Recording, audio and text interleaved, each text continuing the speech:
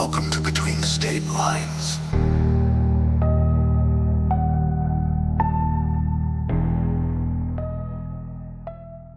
Well, welcome back to Between State Lines, episode 76. And for us, it's the week before Christmas, but for everyone else, it is 2026 already. This is going to come out on, I think, New Year's Day or the day after New Year's. So, welcome to the shit show, part two. Yeah, for real. I have hopes that 2026 will be something. Not good, but not terrible. That's the problem, though, Steph. You have to, set the bar really fucking low. Like, it's going to be a terrible year. And then, as you go through it, you're like, it's a pretty shitty year, but it's not an awful year. And so you set it low and get pleasantly surprised. Yeah, I don't have a lot of high hopes, but we'll have a decent time.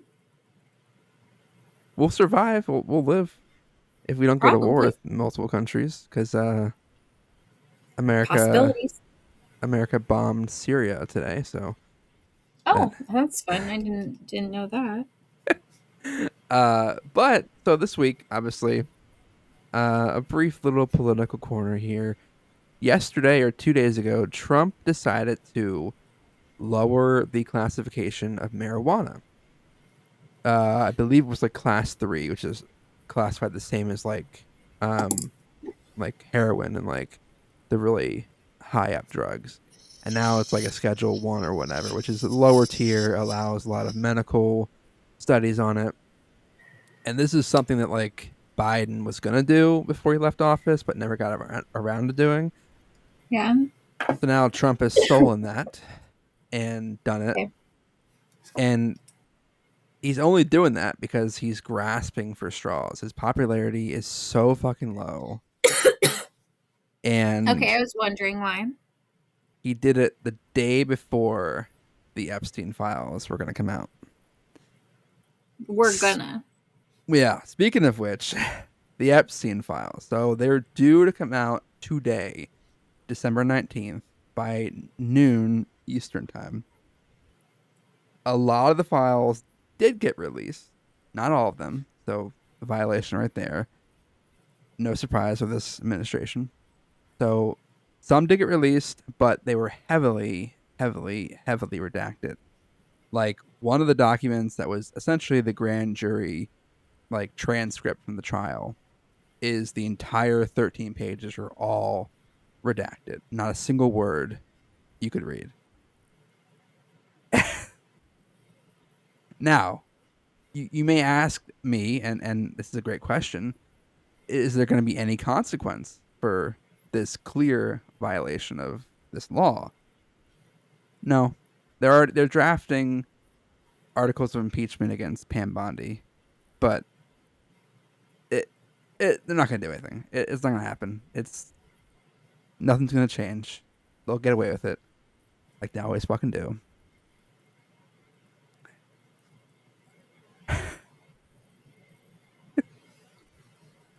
And it's funny if you read all of the comments on these like political commentators, TikToks, and Instagram reels, where people are like, getting mad about it. I'm like, are you surprised? Like, did you really fucking expect the files to come out in full? I feel like we've been through this almost a year now. We know what's This going to isn't our happen. first rodeo, but knew it. Fucking knew it. Fucking knew it. Fucking knew it. Which only further certifies that Trump is in there probably several times. And not just Trump, probably people like Mike Johnson. Again, for legal reasons, this is alleged. We're not getting arrested for this because don't know for sure, but allegedly they're both in there probably. So, yeah. Your we're never mere gonna see the word files. wouldn't protect you anyways. Yeah, hear a knock at the door. Knock, knock, knock. It's the FBI. They are dedicated listeners to our podcast. They're the reason why we are growing. All the FBI. Probably. Also, probably Ice. Ice, if you're listening to this, fuck you. So Yeah. hard. Fuck you. Fuck you. Yeah. So that's all I have for politics. We're gonna start Okay. 2026 off and be like, a little hopeful. Not really, Sure. but we'll just We'll at least have the desire to be hopeful. the desire to be hopeful is there. The reality of being hopeful, not very good. Yeah. Beef corner. Fuck you, Subway. The usual. Always. Always fuck you, Subway. Please go out of business. Your sandwiches suck. Your Why do ass. you leave onions out all day? Say Funyuns? Onions. Oh, onions. I was gonna say Funyuns are delicious. You had a Funyun? Or Yeah, I love yeah, Funyuns and Mountain Dew. they're so good. Funyuns and Staple. Mountain Dew, like together, Yeah, like like, yeah. is there a flavor like a Mountain Dew, a Funyun flavor, No, or you're like, okay, no. you're drinking Mountain Dew and eating Yeah, Funyuns. Okay, they go together. that makes more So sense. good. I used to Why do hate what? I was like, why do you think I'm weird? I mean, let's be real. Mm. You I used to I hate. used to hate onions. Like, I used to hate onions. The taste of it, the texture of it, but I loved Funyuns like to death. Yeah, So I hated onions, and then my parents stopped giving money for lunch because I was skipping school, so they wouldn't give money for lunch. Make it make sense. Um, so I kept skipping school, and this guy from my school picked me and my friend Eric up, and he had a Wendy's sandwich, and I was in the back seat, and he's driving. His name is Steven. He's talking to Eric about the little mini garçons on the burger. They're the tiny dehydrated onions that they rehydrate again and then slap it on your burger. And he's talking about how good they are and how they're like bursting with flavor. And I'm so hungry, but like I'm not gonna say anything. And he's like, at the end, he's like, oh my god, like that just hit the spot so good. Like I don't even need this one. He's like, here, Eric, do you want it? And I'm in the backseat. I'm just dying, so hungry. But since that moment on, I've loved onions. Like I will forever credit Steven. Thank you, man. I like onions because of you. what a very odd way to start liking onions. Yeah, he was just sitting there describing how good the little garçons are. And like I'll never forget it. And I've talked about this story so many times because yeah, it's just weird little things like that. Hated onions forever. Loved them ever since that moment. I don't think there's anything that I hate that could be changed by describing the taste or how it feels to eat said thing. I don't think there's anything that I don't like that could be I changed was by that. just so hungry that them So, describing the bursting of flavor, it got me. so it could have been anything in that instant. It could have been anything. Maybe. It could have been like Or who's to say? pickles. Do you like pickles? I used to love pickles. I went through a really big pickle thing when I was pregnant with my son. And then I didn't eat pickles for a really long time. And now, like, every once in a while, I'll like them. And then other times I'm like, no thanks. I do like a pickle on like a burger. I love a good pickle on a burger. I'll ask for extra. No. I Yes. so I'm split here. I like spicy pickles, like Ew. Griots hot pickles. I like griots. Their hot pickles are Magic. banging. But if I bite into it, but also like I kind of don't like the taste of onions, like the vinegary, like I don't know how to describe it, like the aftertaste of onion or pickles. Um, but like when they're on a burger, and I'll pick them off the burger, but that leftover pickle taste, it's just so gross. Wow. I It's just love not it. good. I love the essence. Yeah, that's a good way to describe it. The essence of pickle, it ruins, it ruins No, it. I will ask for extra. I will ask for extra. Like when especially when I was pregnant, I remember there were several times that I ordered burgers from people and I was like, and I want to make sure that you hear me clearly. I want a lot of pickles on it. Like a lot of pickles. Make sure they know I am pregnant and I want a lot of pickles. If it seems like a lot, may add a couple more.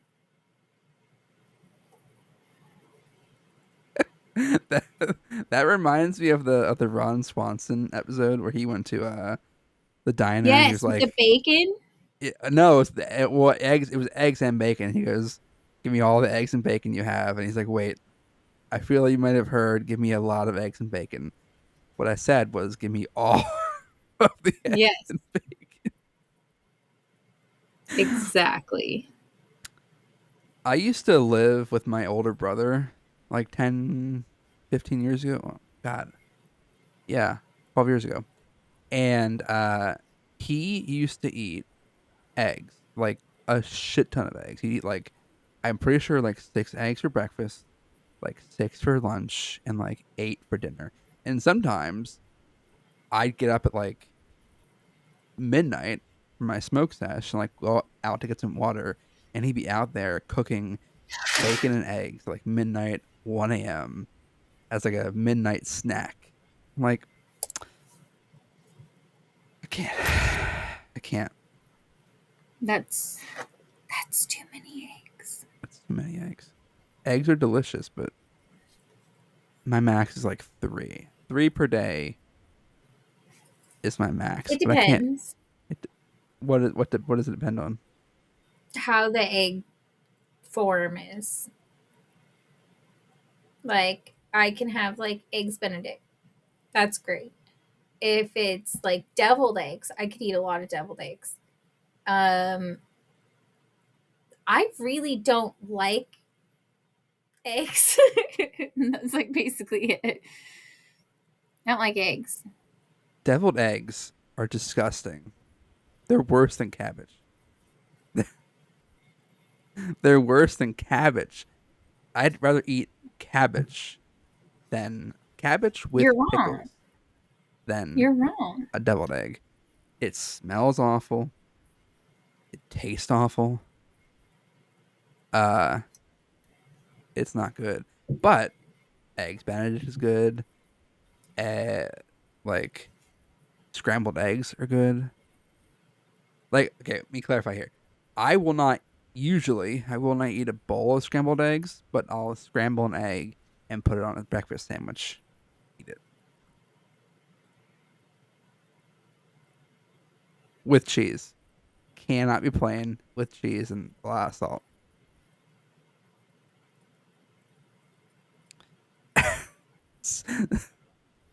Speaking of smelly things, my daughter's daycare is between us and them is a factory that smells like absolute fucking ass right off the highway, and you gotta drive through it for like a 3 minute span. You smell it, and so now my daughter, as we're driving past it every day, says, "Oh, so stinky! Smells like a diaper. Someone needs to change a diaper." And then she's update that to be it being the Grinch's diaper, and the Grinch needs a diaper change, and that he pooped his pants. So Nice. There's like a water treatment or something that I pass on my way to work, and I just have to hold my breath for like 30 seconds. But I feel you. That that shit sucks. gross, Yeah, gross. So beef it corner, smells so bad. fuck you Subway, fuck you the creator of deviled eggs. Uh, whoever thought about How making about just deviled eggs eggs, in general? but I that's like can't say that about deviled eggs. But It's like one of the few ways I will eat an egg. if you say fuck you eggs, then essentially you're saying fuck you the chicken. And I don't know about you, chicken's delicious. Can be. Can be. I guess. I mean, Yeah, I chicken guess can it. give me the ick so quick. Chicken can give you the ick. Yeah. What about okay? Besides like boiled chicken, we're not gonna discuss Yeah, that. which I grew up on. So What there other we go. kinds of chicken give you the? Just the way that, like, chicken is, first of all, uncooked chicken, disgusting. Why are you And eating then uncooked chicken?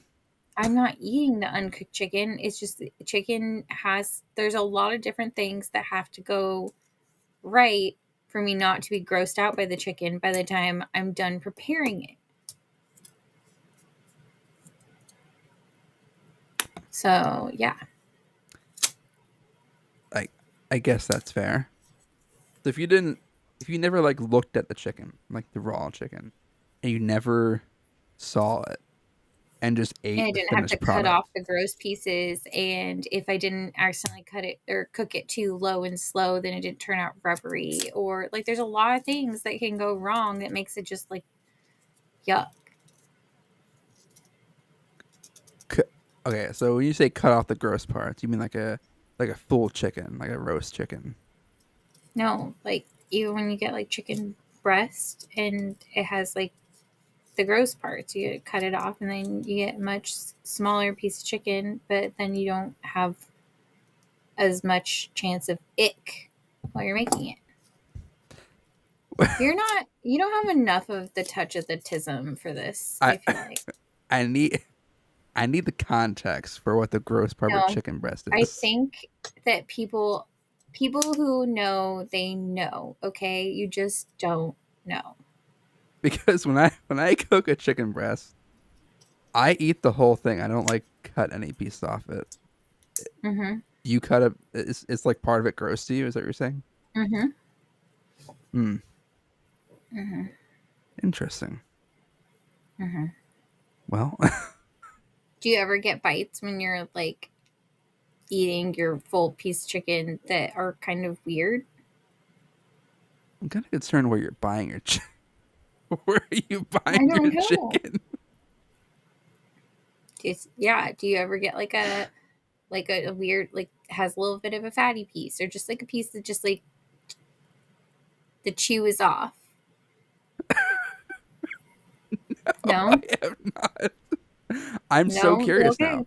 I'm so curious. I'm gonna next time I make chicken breast, I'm gonna like after I cook it, I'm gonna actually give it a good look over and kind of try to figure out what the ick is. I'm sure I can find it if I look at it close I'll enough. just I'll send you videos. I'm sure somebody else Okay. can describe this better than I can Yes, because this is please. a thing.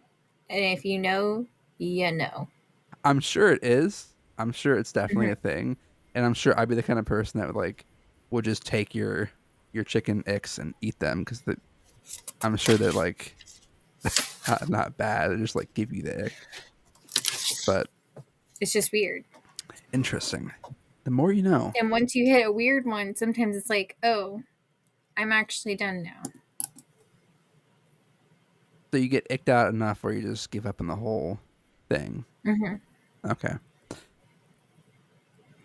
So if you cut a chicken breast up, let's just say I made Indian butter chicken, and I cut the Hmm. chicken breast up enough where it's like in just pieces in the meal.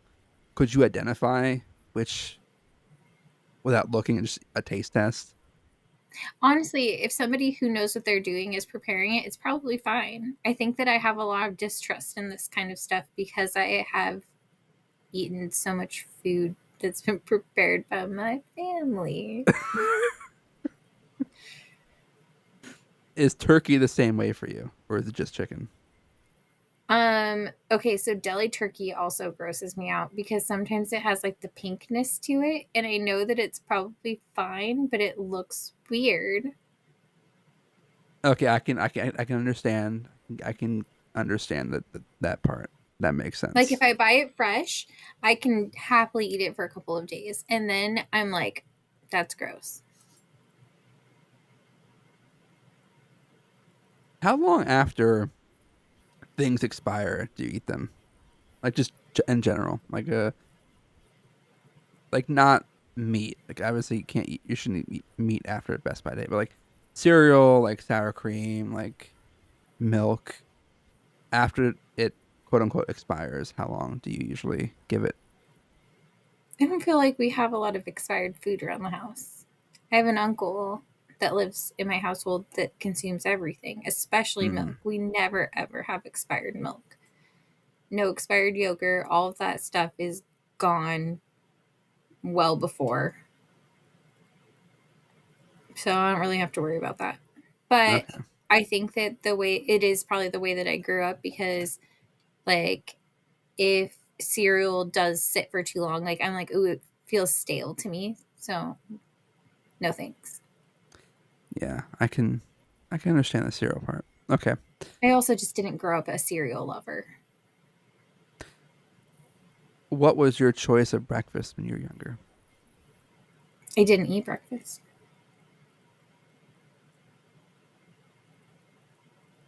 ever. But now, I like eggs Benedict. the one egg thing. Yeah, I like eggs Benedict. I like biscuits and gravy. Ooh, the eggs Benedict that's like the veggie, the California version with like the avocado. Yeah, and the tomato. Mm-hmm. Okay. Okay. All right. Cool. I'll stop picking on you. This has been Chilaquiles. chilaquiles. Oh my, Yeah. so fucking good. Hands Mm-hmm. down, my favorite. So good. Chicken and waffles. If you can get some good chicken and waffles somewhere. I, I've never been a fan of chicken. I've tried it like I think twice in my life in the last like There's five this years. place in Portland that has the best chilaquiles and they have the best chicken and waffles. I think it's called like the Screen Door. I've sat outside for half an hour, I think 45 minutes waiting to get in, and it was so good.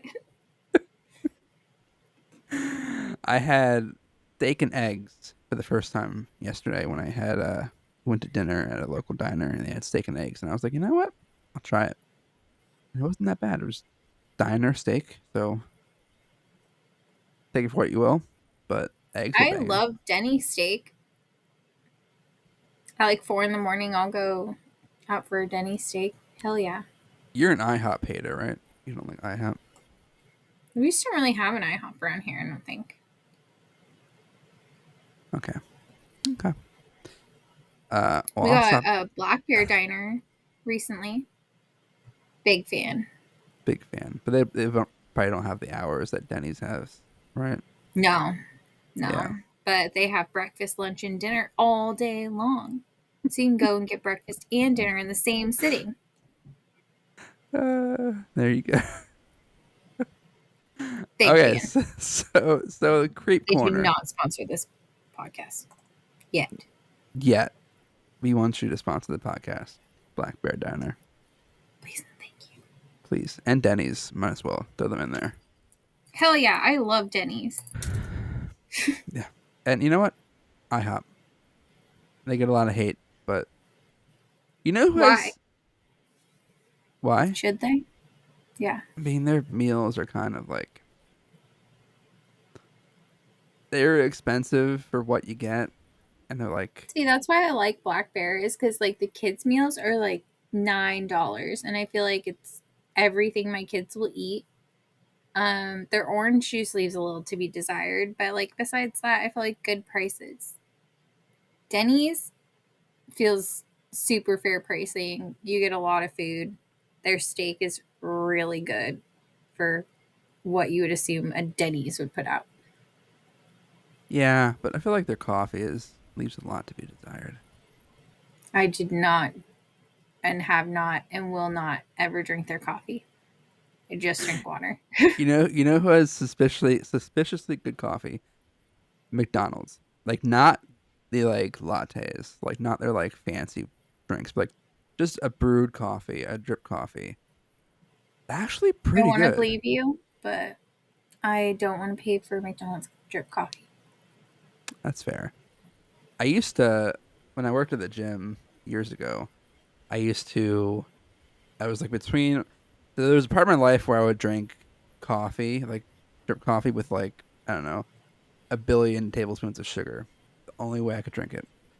And then I Mm-hmm. was like, you know what? I need to get out of that and start being healthier. And so I switched to using Equal or Splenda, depending on what was available. So every day at the gym, I would get a coffee before, and I would go to the drive-thru at McDonald's and get a large coffee with 6 Equal or Splenda, depending on how I was feeling. And I did this for like a month straight. And until the cashier at the window, and I pulled up to get my drink, she said, "Do you have diabetes?" And so I said, "No." And then I stopped going there and She's like, "Do you stopped. want to?" Do you want? I was like, "Oh, fuck me." And so now I drink coffee with no sugar and no Mm. flavorings at all. So, La ti da. Um, I drink coffee with whatever creamer I can get from my coworkers because they usually share with me, and I bring the cold foam, the Trader Joe's maple cold foam. I have backup bottles stashed in fridges all around that building. I mean, that shit is delicious. So, It's so good. It turns out I don't like coffee anymore. I just like cold foam. So I will have a coffee, put the cream in it, do the cold foam. I'll take my sips of it until the cold foam dissipates, leave the coffee there. Sometimes I'll go and like retouch it up to make it a little bit warm, redo the cold foam, take a couple more sips. I never make it through a full cup of coffee anymore. really? Mm-mm. Mm. I have to have at least 2 a Doesn't day. do anything for me either. I just really like sugar.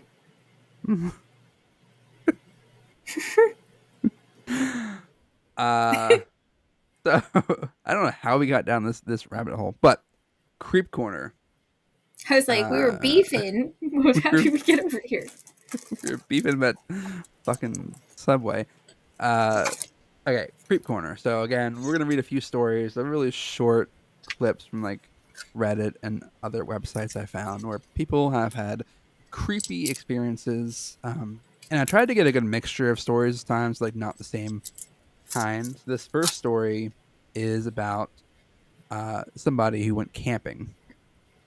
Um, and yeah, so I don't have their name as anonymous, but we have a camp that we visit during the hunting months, and about every other weekend in between that, to get to our camp, you have to turn off a major road onto a gravel road, drive about a mile, and then turn onto another gravel road for about a half mile.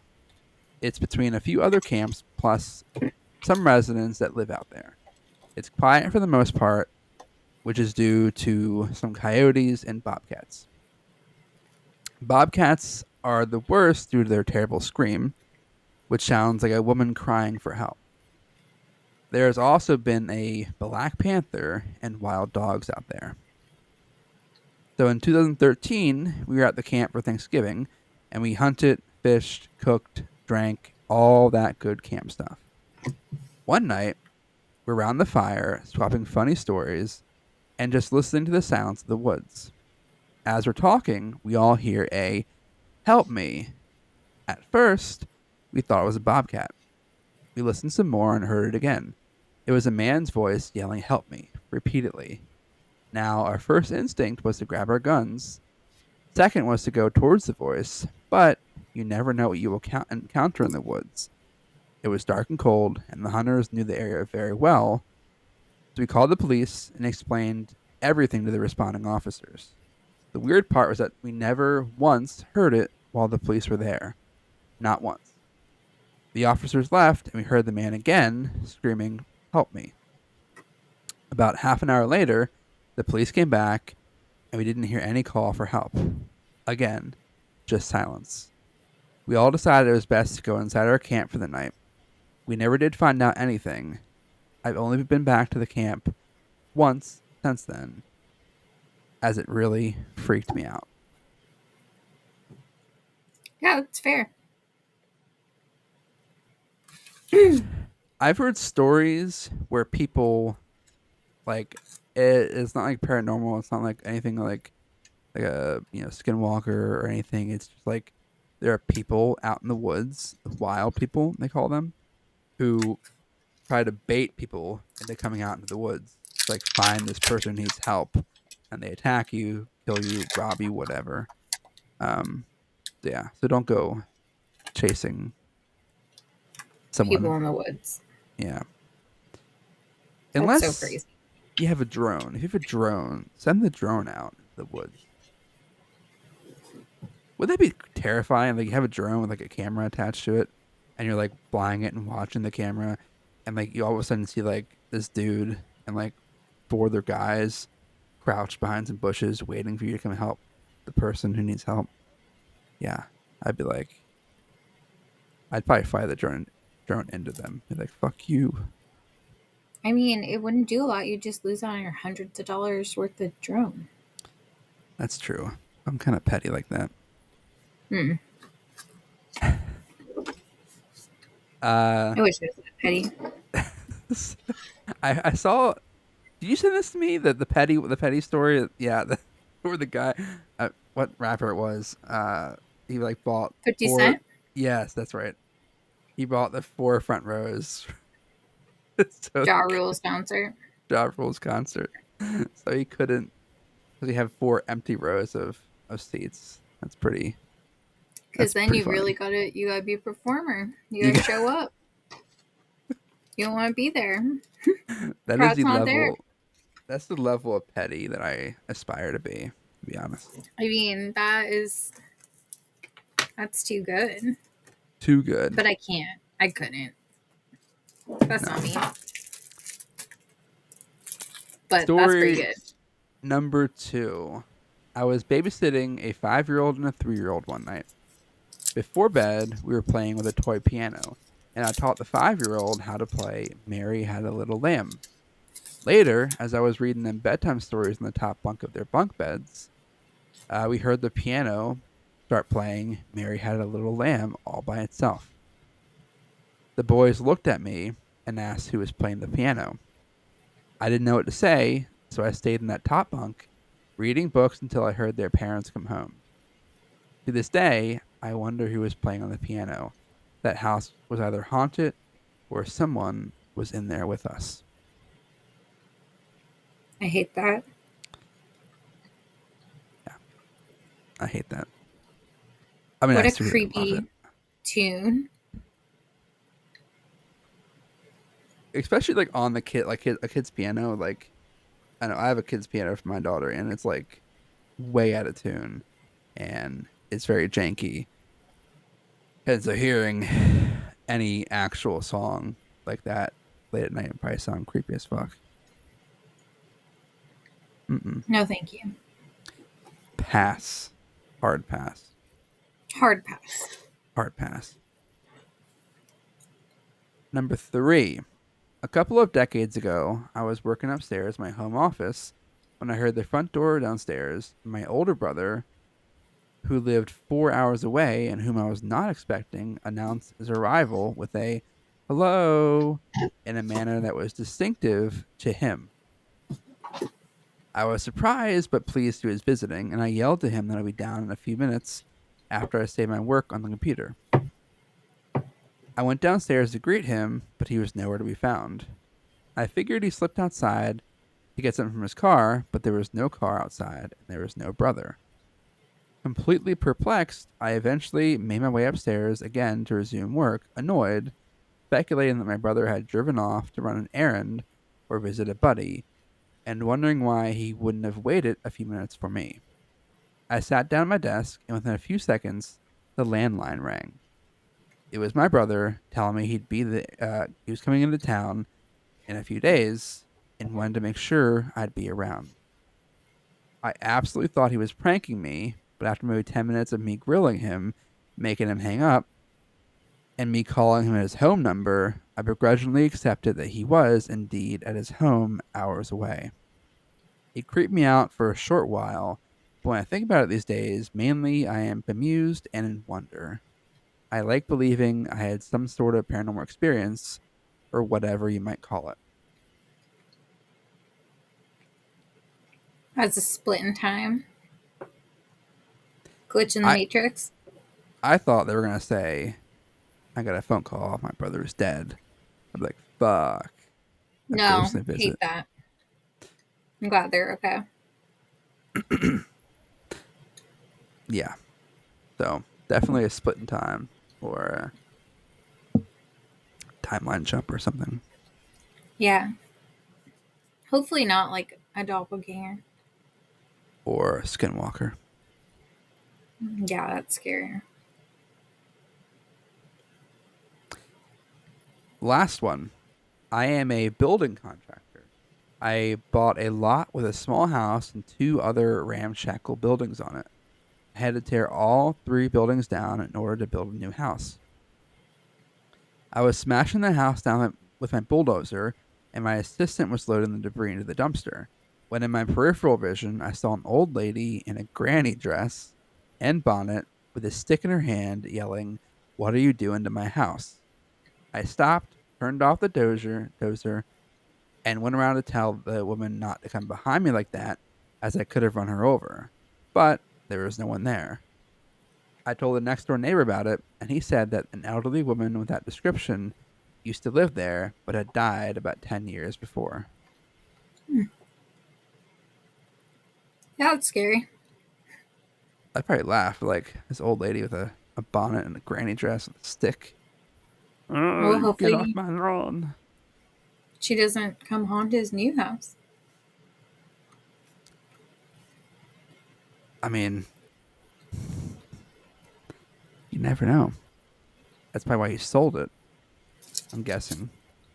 And now the new owners have this old lady ghost yelling at them.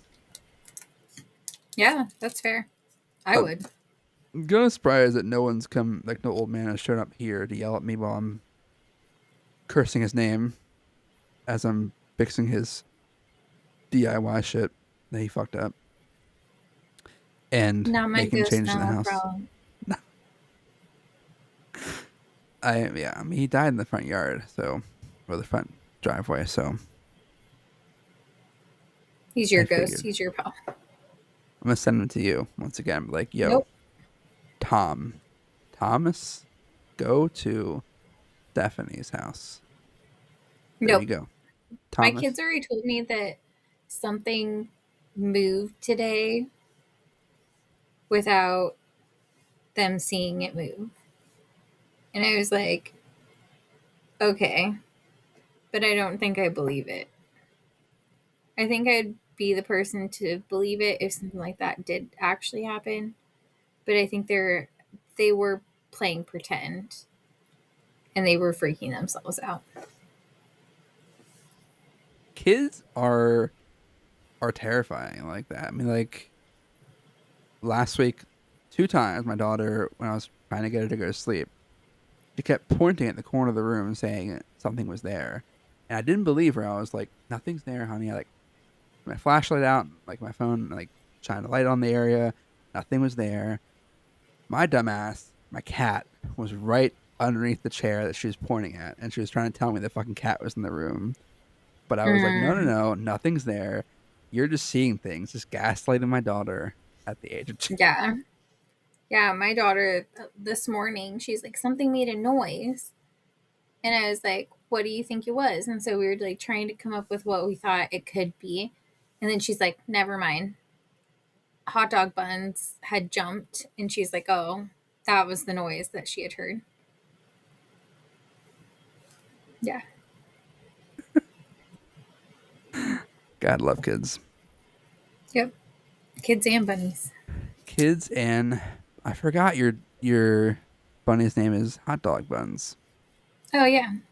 I forgot that. I was like, you said hot dog bun jumped. I thought like you said you were saying like a bag of hot dog buns fell or something. Now it makes more Nope. sense why you Nope. said. The bunny, the bunny jumped, Uh, made a big noise. And she's like, what was that? It's like, I didn't hear anything. But when she heard it again, she's like, okay, it's the bunny. I swear, I have like really good hearing at night. Because like there's one night I woke up like 3 in the morning and I heard like glass shattering. And my wife did not believe me. She's like, no, you're hearing things, you're half asleep, whatever. I swear to God, I heard glass breaking. I thought someone was like breaking in the house, but yeah. So the next day, I go out in the backyard and like two of our floodlights were smashed on the ground outside, and they just fell out of the socket by themselves. But like I still heard that. Like I feel like I sleep through almost anything, but like weird one-off noises like that, it like wakes me up right away, and I hear it and notice it. Yeah. So Yeah. That I feel like I notice little noises a lot of the time, but I also sleep with sleep sounds. So like people will be like, "Oh, did you hear the big storm last night?" No. I had a box fan on blast. that's the way to do it. Yeah, 10 hours. YouTube. It's perfect. It's free. So this week, uh, we were gonna do something we were gonna do last week, which is talk about expand on the I guess mythical Christmas holiday entities, deities, whatever you might call them, um, creatures from overseas in Europe, because Europe has the majority of Europe, and some also like Asian countries have really cool holiday like figures, but like for the most part, Europe has really cool ones. America has nothing because we're lame, but at least I'm sure Native Americans have some cool stuff. Like Americans, nothing. Uh, Yeah, it's like Bigfoot. but Christmas ones like themed Bigfoot with around. a Santa hat. So last year we discussed like I think it was like four or five of these guys, like Krampus and Belschnickel. And this year we got more for you. So the first one is I'm gonna butcher these names because they're other languages. It's Knecht Rupert. Uh, so Knecht is a traditional figure from German folklore associated with Saint Nicholas and the Christmas season. His name roughly translates to servant Rupert or farmhand Rupert, with Knecht meaning servant or laborer.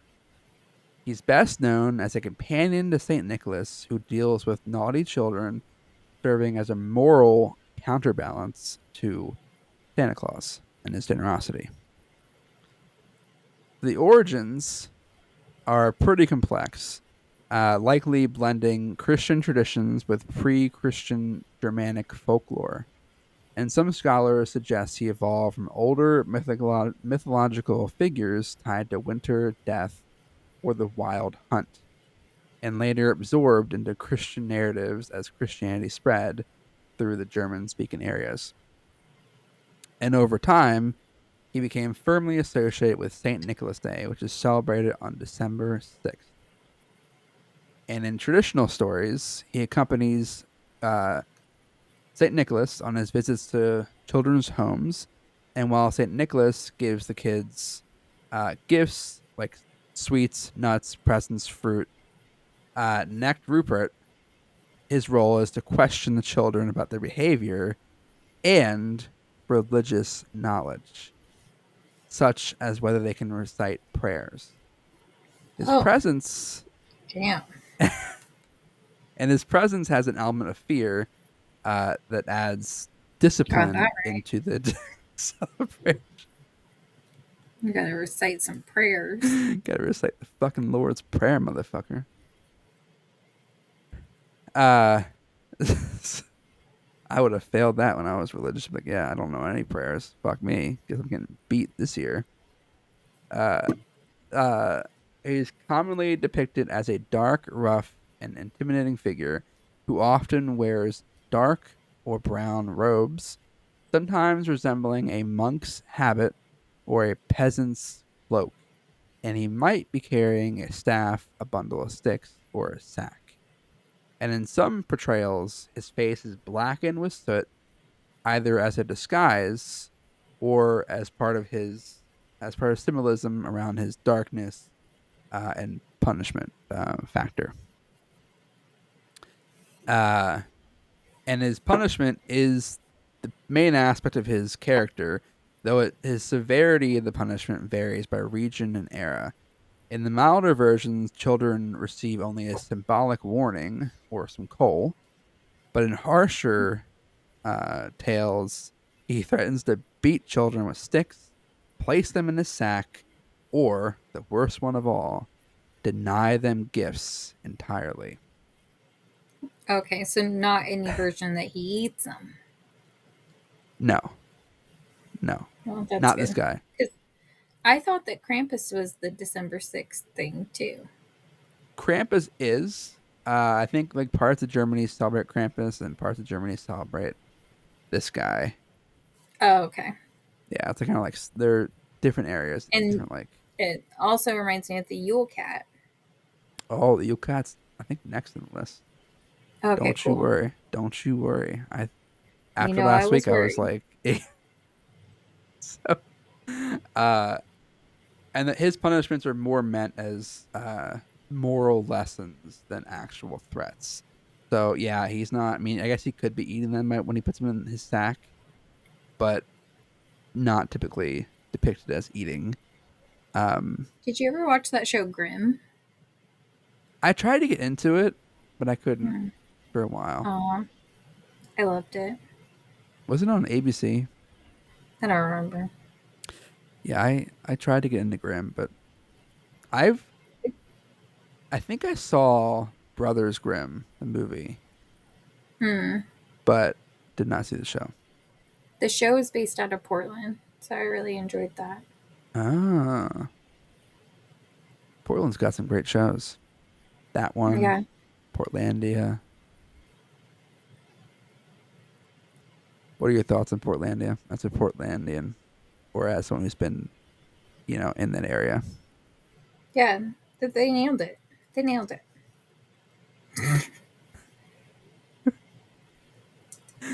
Uh, so Portland's a bit next, weird. Like, it's just, that's all I can say for it. I used to, going up to Washington, going through Portland, I was like, every week, there was one day of the week that traffic would be just completely stopped and you could not be in this one lane because there was a guy with a machete. what? Yeah. It's the only place I know that, like, that was, 5 o'clock traffic was substantially worse because of this guy with a machete, like, once a week. Oh my god. Yeah, it sucked. Was he hitting cars or just standing in the road? He was just standing in the road blocking traffic, so he couldn't use that lane. Already going over one of the bridges. Oh my god. Wild. Okay, Yeah, well, it's Portland for you. that's. I know a lot Nothing of we could do. Portlandians, or I mean not a lot, but like some were quite offended by that show. I don't know why. I think just like I'm guessing it's the conservative people who live there, like who don't like to be depicted as these Themselves. Yeah. That's Got it. Uh, so Totally. Neck Rupert has several counterparts and variations across Europe. In southern Germany and Austria, similar roles are filled by figures like Krampus. So, again, it's a regional thing. In other areas, Neck appears less monstrous and more like a stern but human authority figure. So yes, that is Necked Rupert, in in a shell, as a whole. In a Don't nutshell. with. Well, you hope that you're not on his list. And if you are, you better know your fucking prayers. Apparently, 'cause Yeah, he'll I'd be fucked. beat you and put you in his sack and take you. You have to know specific prayers, or can you just like make up some prayers? Oh, it's got to be an actual prayer. I'm sure the Lord's Prayer would probably qualify if you know that. I don't know that. I think I I know don't part know of it, that. but and it's like the Lord is my shepherd. And that's all I How's know. it start? Hallelujah. Oh, I could start singing the Hallelujah song. I know that. Hallelujah. Yeah. Hallelujah. Let me see what is the Lord's Prayer. What? I love that song. It's so beautiful. That is on a lot of like Christmas playlists, and I don't get it. It's not a I don't Christmas get why it's song. a Christmas song. Yeah. But I do love that song. Let's see. The Lord's Prayer. I haven't noted since I was Christian. It is Our Father who art in heaven, hallowed be thy name. So I was not even right about that at all. I was completely off. Our Father who art in heaven, hallowed be thy name. Thy kingdom come. Thy will be done, on earth as it is in heaven.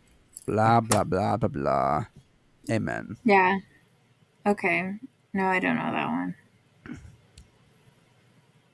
Our Father, who thou in heaven. Oi, O That's all I got. Father, who art in heaven, Governor. Our Father, who art in heaven. That's a Yep, good that's all I accent. got. That's a good Thank you. accent. You did it. You beat my Thank you. accent. I mean, did did you have any doubts? Hey. All right, in the chat, guys, I want you to spam. We have a chat? No, we don't. Okay. In the com. I was like, wait a second, what? In What have the you guys been chatting about?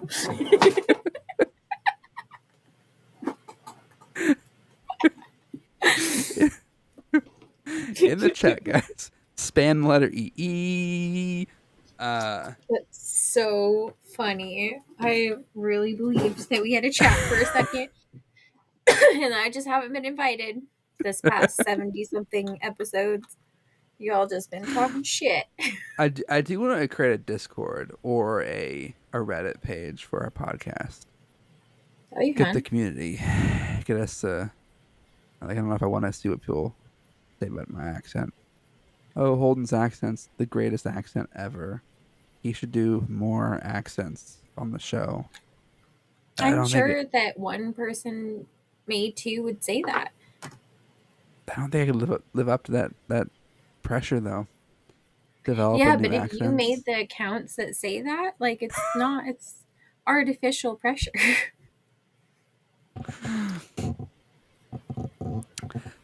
So the next creature, it's Yeah, actually what else? three in one. So there's Gryla, the Yule lads, and the Yule cat. Cool, So cool. Gryla is a fearsome figure from Icelandic folklore associated with Christmas and the darker side of winter. She is depicted as a giantess or troll who lives in the mountains and comes down to populated areas during Yule. Gryla is best known for her appetite for misbehaving children, whom she captures, cooks, and eats. Yeah, that sounds about right. About Her, time somebody's eating some children. her stories were historically used to frighten children into good behavior during the long, harsh Icelandic winters. And the origins of Gryla predate Christianity and likely stem from ancient Icelandic beliefs about trolls and mountain spirits. She appears in medieval sources as early as the 13th century, including the Prose Edda. Over time, her character was absorbed into Christmas folklore, transforming her into a seasonal threat tied to morality and obedience. By the early modern period, her stories had become so frightening that Icelandic stories attempted to discourage parents from using her as a disciplinary tool. She is described as monstrous and grotesque with multiple heads, horns, claws, or tails, depending on the version of the tale. She lives in a cave or mountain dwelling with her third husband. That's a very funny little tidbit there. Her third husband, Lepalui, who is lazy and largely irrelevant in the stories. Really? Gryla's Gryla's got to do all herself. She goes out and gets the food, brings it back, feeds her husband, her third husband. Who's lazy and irrelevant? If you were married to someone like that who is lazy and just doesn't do anything and you do all the work, I can understand why you're in such a bad mood where you have to like eat children because you're so I angry all the guess. time. Yeah, but also don't get married. Don't get married, especially not to lazy and largely Irrelevant irrelevant people. person. Yeah, that sounds fucking stupid. What a waste of Uh, time. now She got to do the everything. But also, she has multiple head, horns, and tails. and tails, multiple heads, horns, claws, and or tails, depending on the version. So, but at least multiple heads. So, you know, Wow. yeah. Now, the Yule lads are Gryla's sons and represent a more mischievous and humorous side of folklore. There are 13 Yule lads, each of whom arrives on consecutive nights in the 13 days leading up to Christmas. Rather than eating children, they engage in pranks, petty theft, and household mischief, especially targeting food and farm supplies. And each Yule lad has a distinct name and personality that reflects his particular behavior. Examples are uh, Sheep Coat Clod, who harnesses sheep, Gully Gawk, who hides in gullies to steal milk, Spoon Licker, who Hmm. licks and steals Spoons. wooden spoons, and Okay. So if each your wooden each spoon goes missing, and stop. each of their names uh, are a function as humorous descriptions, which obviously make them pretty easily identifiable.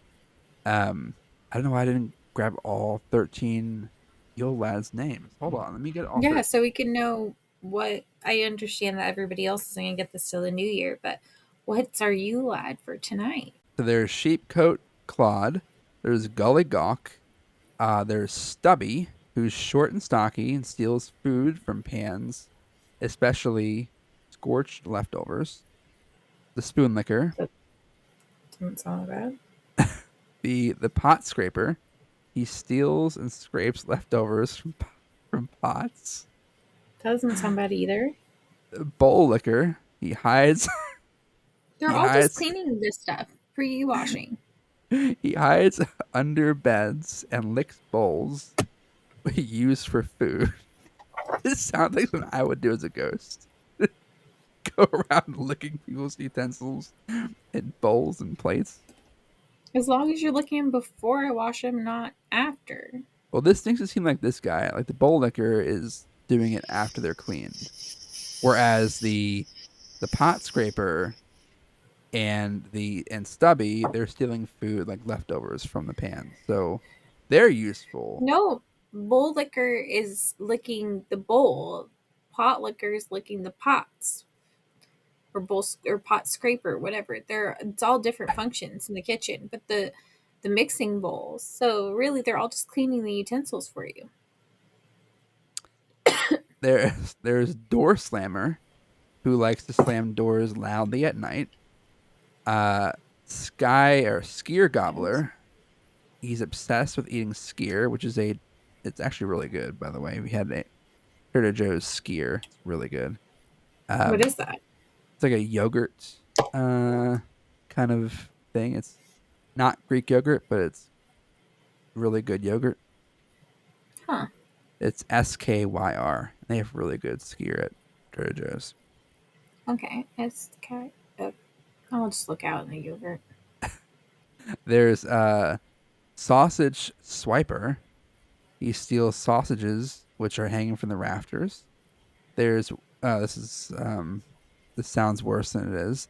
Window peeper. Sure.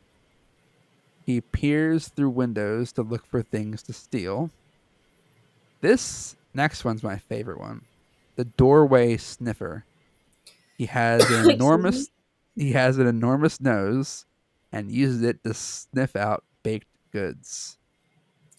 Like Garfield. Like Garfield, like Garfield's fucking lasagna. And then meat hook. He uses a hook to seal meat. And Oh, then that's there's cool. candle stealer, who steals candles, which when they this tradition or folklore started, they were made from edible tallow. Obviously, most candles are not made from tallow now anymore. So, so 13 Yule lads, all with great names and wild. Wait, so how many days are we before Christmas now? Today is the 19th, so 6? that's 20, 21, 22, 23, 24. Yeah, 6. So we are on Door Slammer. Oh, No. cool. No, wait, no, we're on Skier Gobbler. What's that? The guy that eats the yogurt, steals and eats Oh, yogurt. well, I don't have to worry about that because I don't have any. You don't have any skier. What's tomorrow? Tomorrow is the sausage swiper. Oh, no. So hide your sausage. Double Be on the entendre. lookout. Yeah. So 13 Yule lads. So in earlier folklore, the Yule lads were frightening figures who tormented people and caused actual real hardship. But over time, especially in the 19th and 20th centuries, they became more playful and kid-friendly. And today, they resemble Santa Claus figures who leave gifts in children's shoes placed on windowsills. Well-behaved children receive small presents, while naughty children may receive a potato. Is that why Still a Charlie Brown good. gets a potato? That might be. Maybe they're using a little bit of Icelandic folklore. Maybe. Now, we come to your favorite one, the Yule Cat. The Yule Cat is another ominous figure connected to Icelandic Christmas traditions and is described as a gigantic supernatural cat that roams the countryside during Yule, preying on those who have not received new clothes for Christmas. Anyone lacking new garments risks being eaten by the cat, making it one of the more unsettling figures in the folklore. And the cat's legend is closely tied to Icelandic's historical textile economy.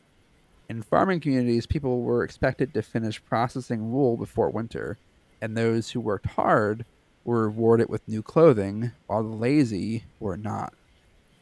The Yule Cat served as a motivational threat, encouraging productivity and reinforcing social expectations and fear.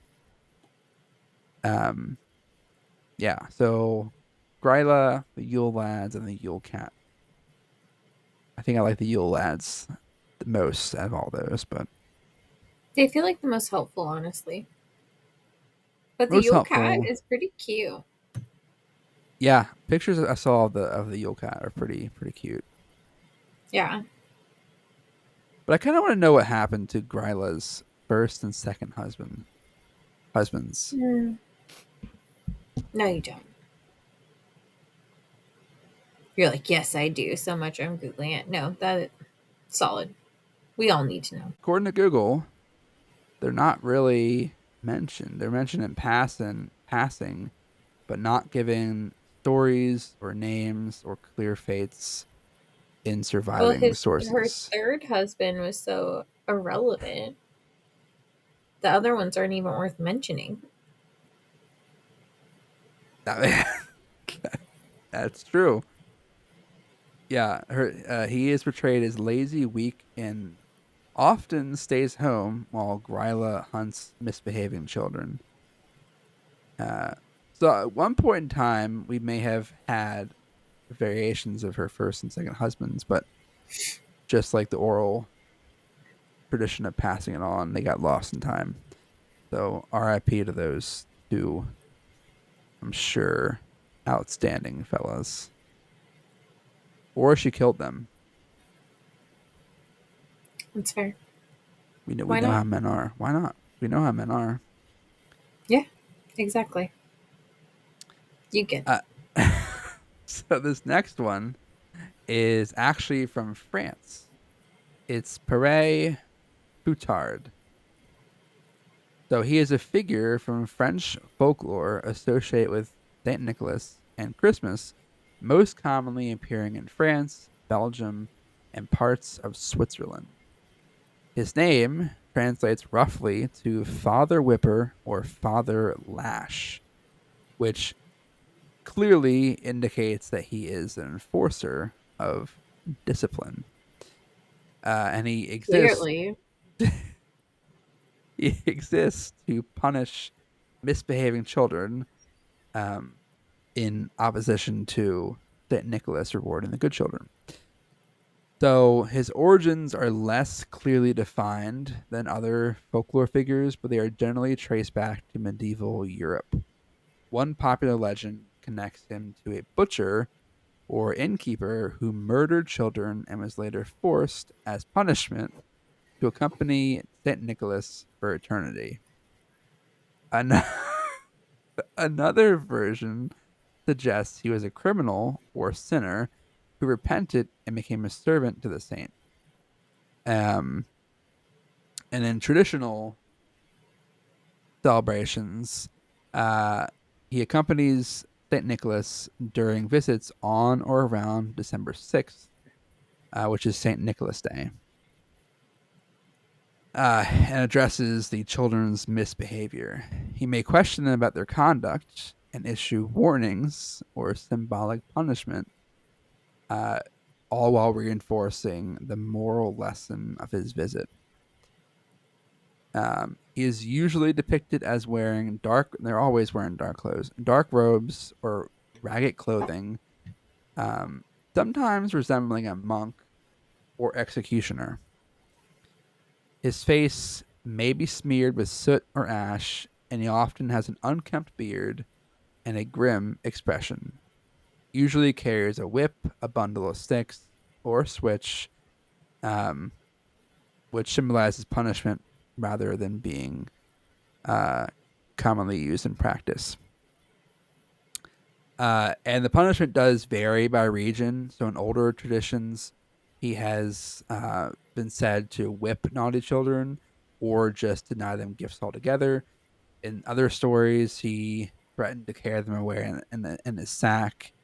So all that still instilled fear and obedience, or encourages obedience to those children, but kind of spread all around.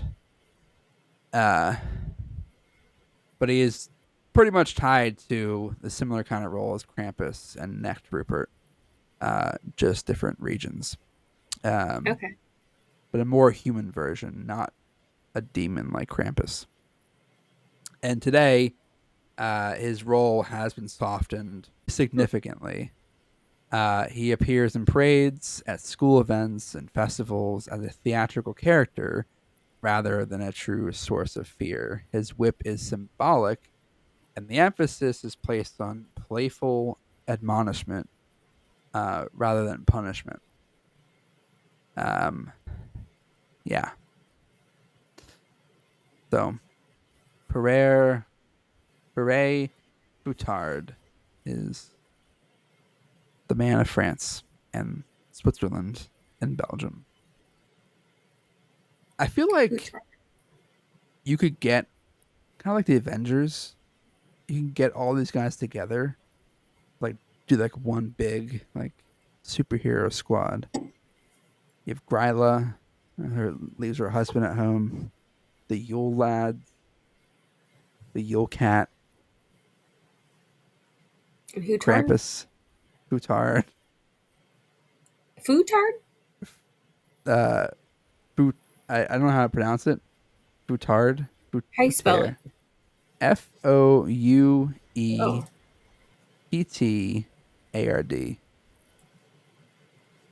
okay.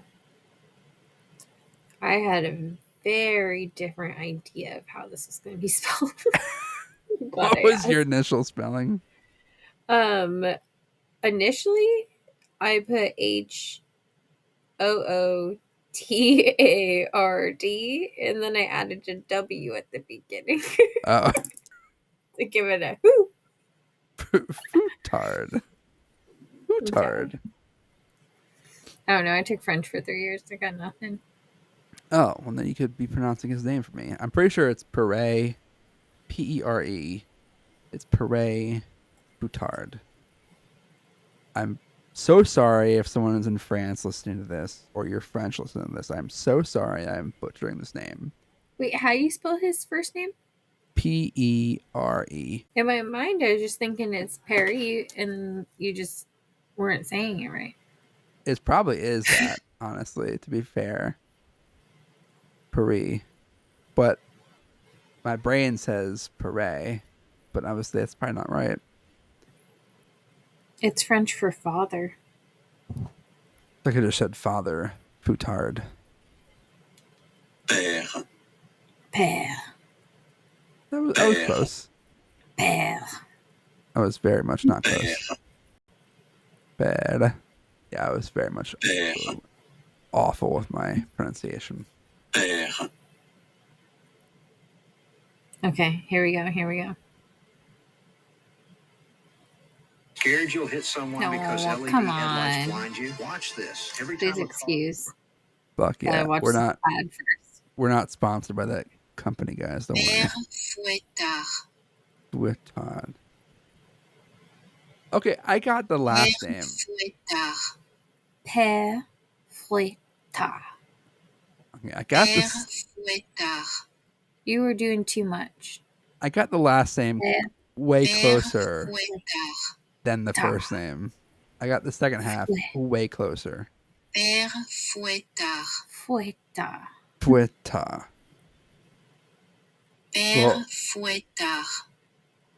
Well, now I No, I need can't to. exit. Now I need to get actual pronunciation of this next one. This next one's from Turkey. How you spell it? It's a long one. That's what she said, but it's a long one. That's what she said. Okay, you gotta Google it yourself now. Okay, so this one is pronounced roughly, according to Google, as Kali Kansari. Kali Kansari. Kali Kansari. Kali Kansari. Kali Kansari. Kali Cancery. Kali Cancery. I'm gonna have to add a disclaimer to this episode that with the You correct can't pronounce shit. that I can't pronounce shit, and like here are the correct pronunciation. I did that during the the Native American the missing woman one, where I butchered one of their names, and I was like, disclaimer: this is how you pronounce the name the correct way. And I instead of the correct way, I was like, apologies to anyone who listened to that or is going to listen to that, and I did not intentionally butcher the name. I'm just Yeah. an idiot. Okay, so this one's Kali Kanseri, and it's from Greece, Bulgaria, Serbia, and Turkey. So it's a tradition held in the area. And they are mischievous and often malevolent creatures from Greek folklore associated with Christmas. They are believed to appear during the 12 days of Christmas, from December 25th to January 6th, emerging from the underworld to cause chaos among humans. Huh. Unlike gift bringers, they exist to primarily disrupt, mock, frighten, and embody the unruly forces released during the midwinter period. The origins are ancient and likely pre-Christian, rooted in Greek and Balkan mythologies, concerning chthonic spirits and liminal beings. They are often connected to underworld demons or goblins who spend most of the year underground, sawing at the world tree that supports the earth. During Christmas, when the tree is temporarily healed or protected, they are forced to abandon their task and roam the surface world instead. So depictions of them vary wildly by region, reflecting the fluid nature of the oral folklore from which they started. They may appear as small black goblins, hairy humanoids, twisted animal human hybrids, or even distorted versions of humans with exaggerated features. Common traits include claws, tails, glowing red eyes, and an overall grotesque appearance. Their physical forms often symbolize chaos, inversion, and moral disorder. Uh, Behaviorally, they are pranksters rather than outright killers, though they can be dangerous. They are said to spoil food, extinguish fires, tangle animals, frighten travelers, and sneak into homes at night. And they delight in mischief and humiliation, especially targeting households that fail to observe proper rituals or protections during the holiday season. Greek folklore includes many traditional methods for warding them off. So, keeping a fire burning in the hearth throughout the 12 days is one of the most common protections, as the creatures are believed to fear fire. Other defenses include hanging garlic, burning incense, marking the doors with crosses, or leaving a colander outside the door, which distracts them because they are compelled to count the holes until dawn. That's a pretty cool.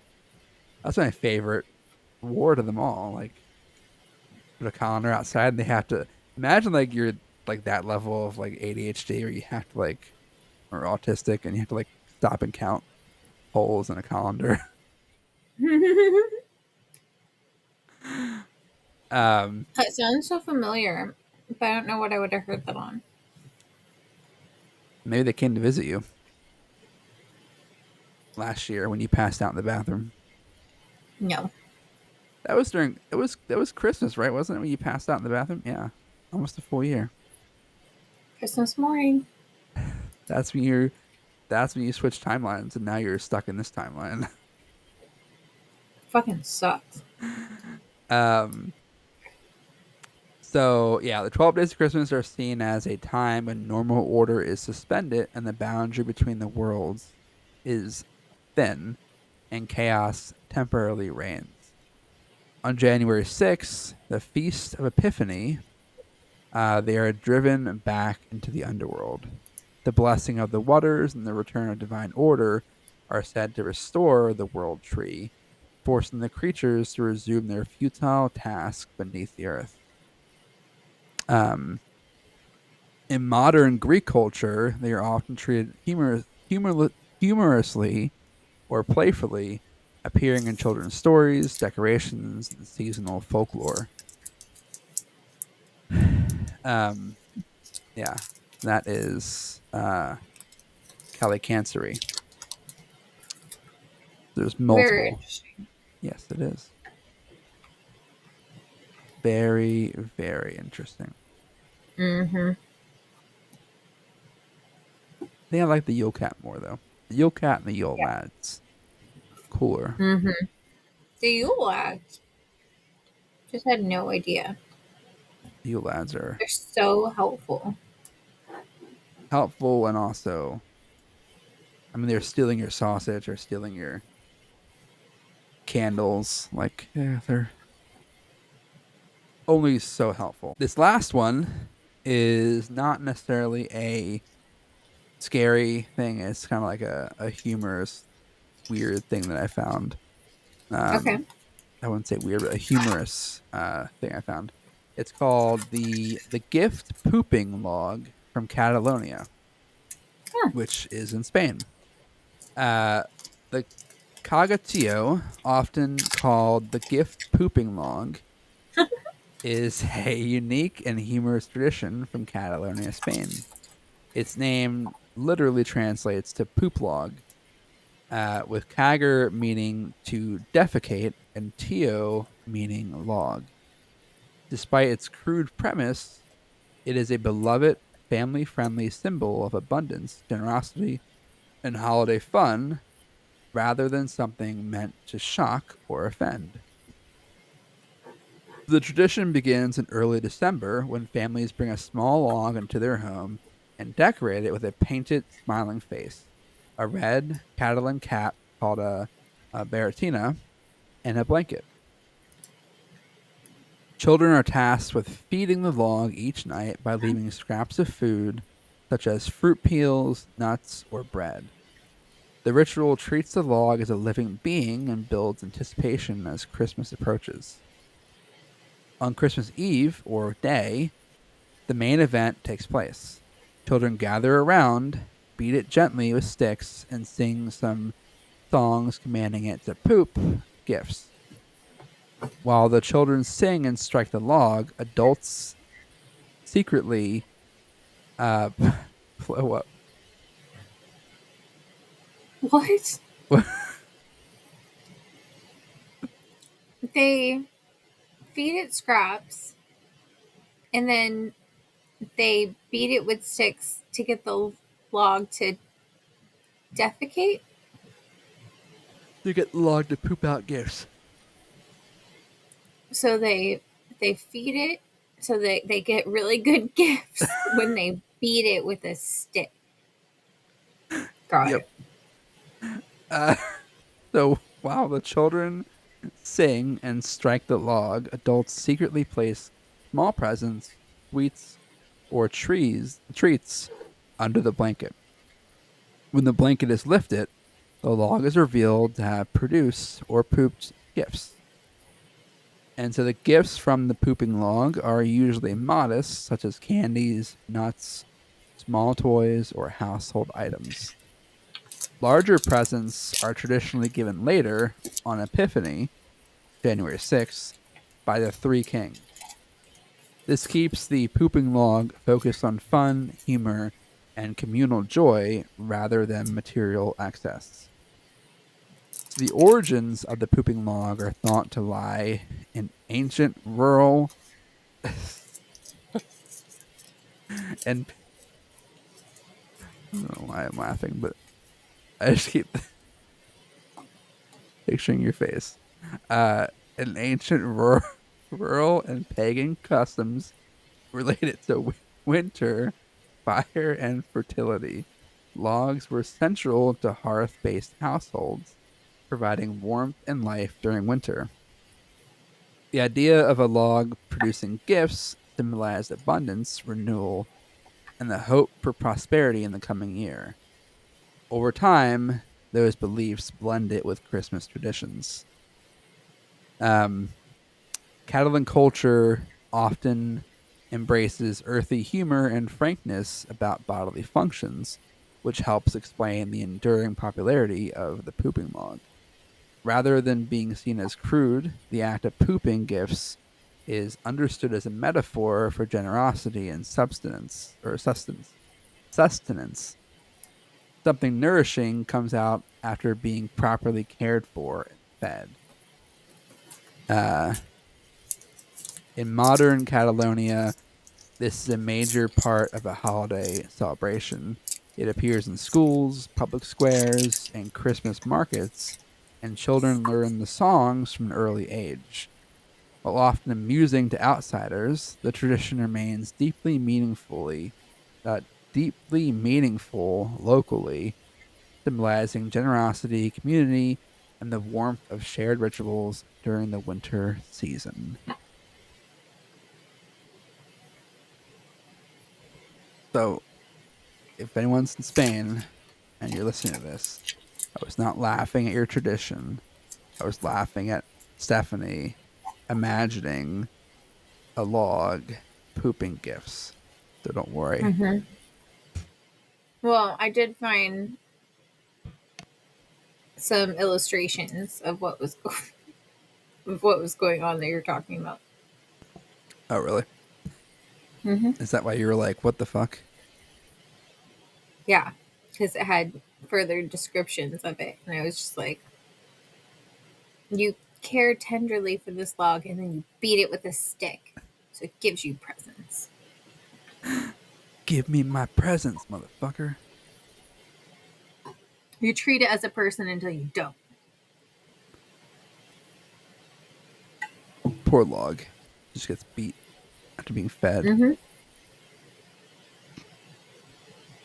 So yeah, those are some more traditions. I have two more that I'll save for next year for Christmas. There are a lot of other countries that have interesting folklore, and once again, America doesn't really have a cool or interesting or even unique Christmas folklore thing like that. We just have Santa, and then we just steal other people's traditions. So, Yeah, I'm finding a ton. what around the world?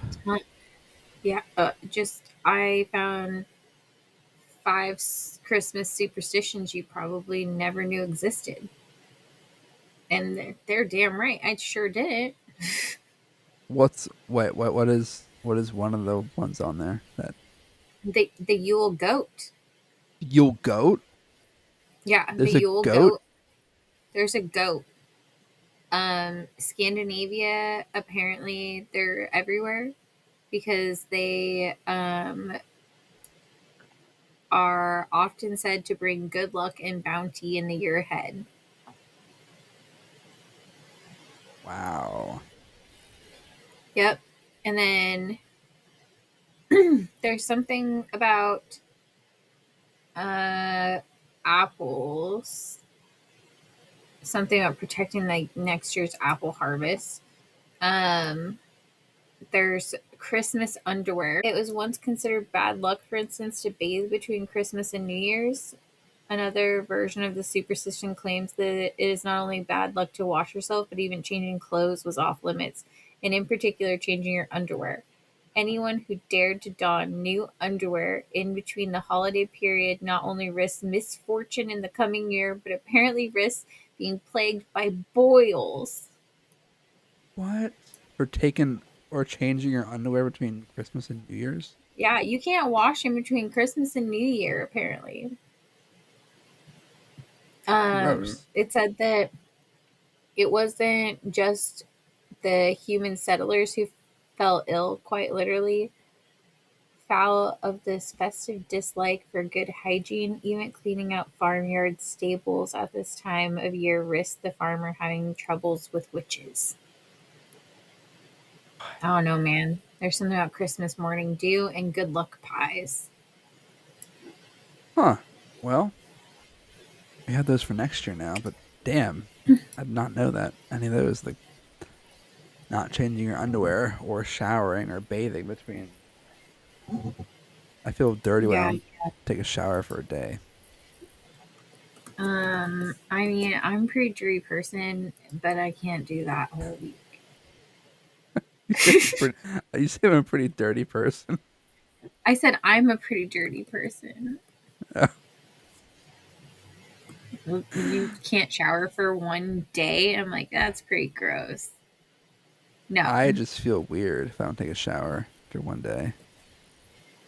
I am gross. Yeah. I did bathe today, but I did not wash my hair and I needed it. I just didn't have time. That's fair. I don't judge. I don't judge. Don't worry. You can if you want. It's too late. Like, I can't, there's no taking it back. Yeah, if I judge you, then you'll probably kick me off your Apple. So your Apple TV. I mean, yeah, I'm eventually probably just going to disconnect it altogether. You're Sucks gonna to suck. You're gonna. Then you'll miss having shrinking, which is shrinking is coming up in the new year. So is I Ted know. Lasso. I'll resubscribe, but on another deal. Just if it's through my Verizon, because I'm getting rid of it. cutting the cord, getting rid of it. Yeah, I'm only gonna have one phone. I'm gonna be less of a drug dealer. You're only gonna have one. Wait, did you? I haven't got a text from your old phone in a long time. You disconnect that? I know, and I'm supposed to exclusively go to that one in the next month. Uh, I don't know how it's gonna work, but it is because I'm just gonna do it. got Anyone him. that talks to me regularly on my new phone sucks to suck. Out of here. Don't even care. I'm just gonna rename you my phone to Stephanie's. This current one you use will become Stephanie's drug phone, burner phone, and then the second one, your new one, will be Janet's snakehole. Yeah. Well, that's my original. Like when I graduated high school, I got that phone number Damn, it's a as a long time. graduation gift to myself. It's a long time. Mm-hmm. And then my mom tricked me to get on her plan, and I knew it was a bad idea.